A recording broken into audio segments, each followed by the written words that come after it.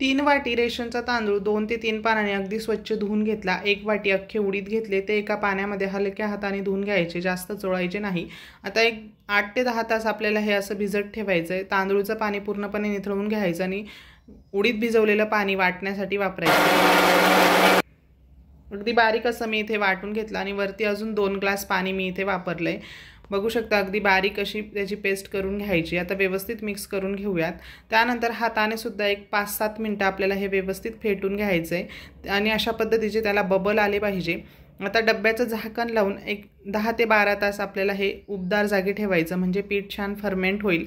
मस्तच असं पीठ आपलं इथे फर्मेंट झालं आहे, बघू शकता तुम्ही. आता हवं तेवढं पीठ एखाद्या पातेल्यामध्ये काढून चवीपुरतं मीठ घालायचं आणि इथे मी इडली बनवायला घेते.